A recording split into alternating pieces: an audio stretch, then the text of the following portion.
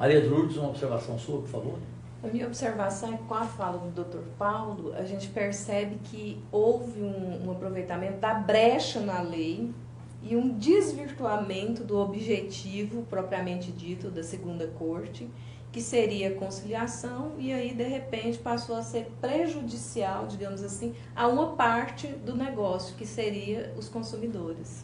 E aí eu perguntaria para a doutora Doniz, o senhor tem exemplo de fatos que ocorreram que o consumidor passou a ser prejudicado porque as decisões acabaram sendo em favor do cartel, porque ele que compõe a corte? Doutora Doniz Zenobre, com a palavra. Boa tarde.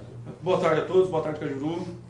Olha, realmente, por se tratar de um objeto vinculado a condomínios e ao setor imobiliário, tenho para comigo que as principais vítimas desse segmento da segunda corte são as pessoas devedoras de condomínio e algumas que vêm aí deixando seus contratos inadimplentes.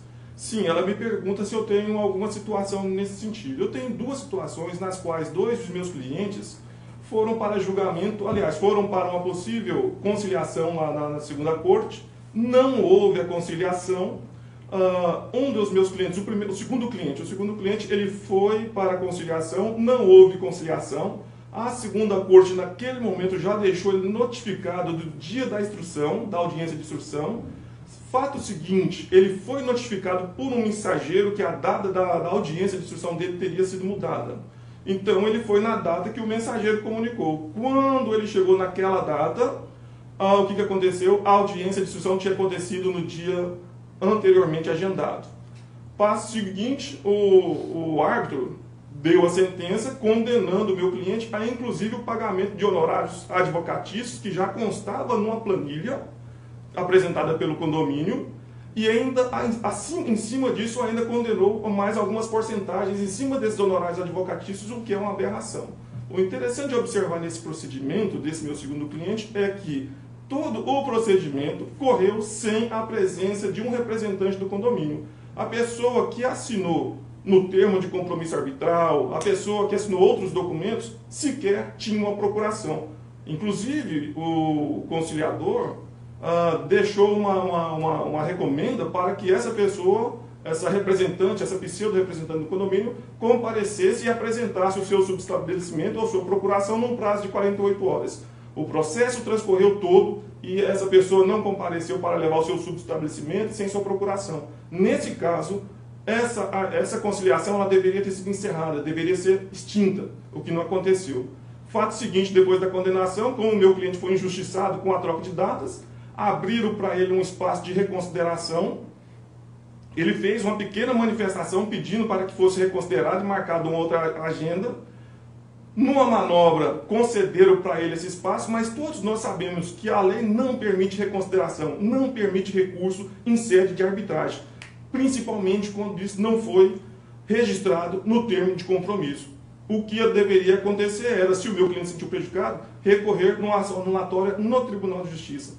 Pois bem, meu cliente fez isso, esperou sair o resultado deu para ele no dia 16 de janeiro, negativo, foi mantida a sentença, e se a gente não tivesse agido a tempo, ele não teria tido a oportunidade de levar o conhecimento desse fato escambroso para a comunidade jurídica do Tribunal de Justiça, e agora estamos aguardando a análise dos fatos.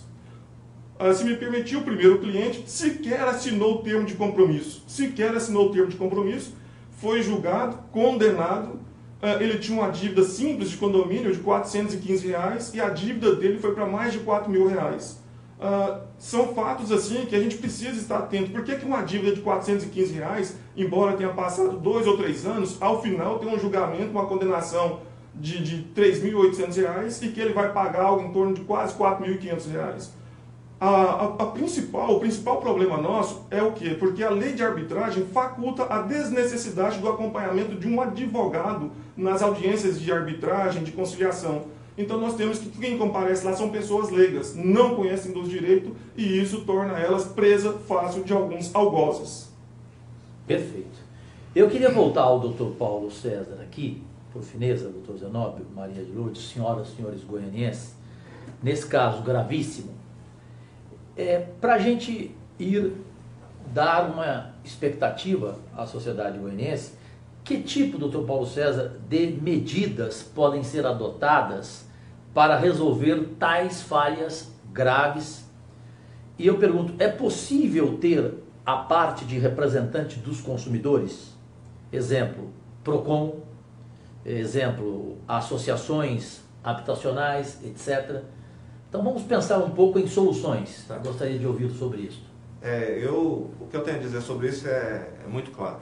A lei, ela é absolutamente omissa com relação à representatividade de PROCON, de quaisquer órgãos que defendam os consumidores.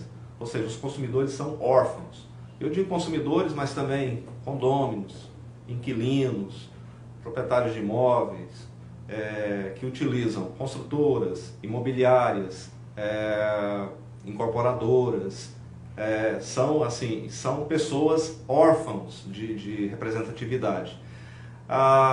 Para ocorrer algum fato que pudesse modificar essa situação, a primeira coisa a ser feita, viu, Sim. Maria de Lourdes, é a mudança da lei.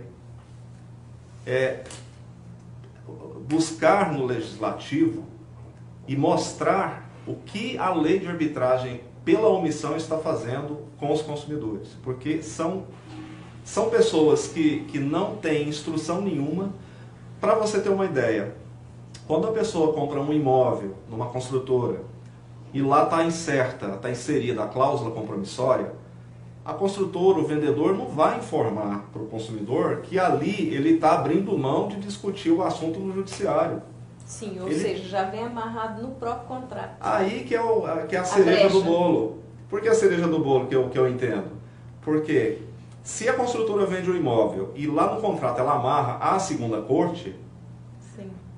ela é obrigada a seguir para a segunda corte. Então, assim, e lá o SECOV, o Sindicato das Construtoras Imobiliárias e Condomínios, criou a corte para prestar serviço para os associados. Então, assim, está muito claro que ali é um tribunal de exceção.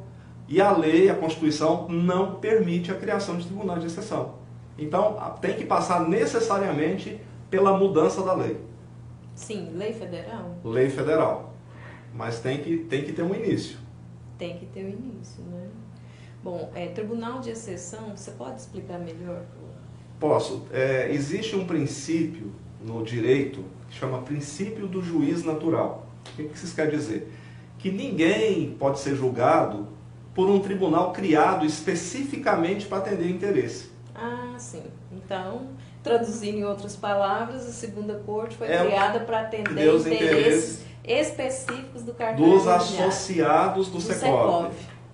Sim. Porquanto que tem outras cortes arbitrais que são, apesar de serem ligadas, por exemplo, ao comércio, às Nego, ao Cresce, mas são cortes que seguem a lei.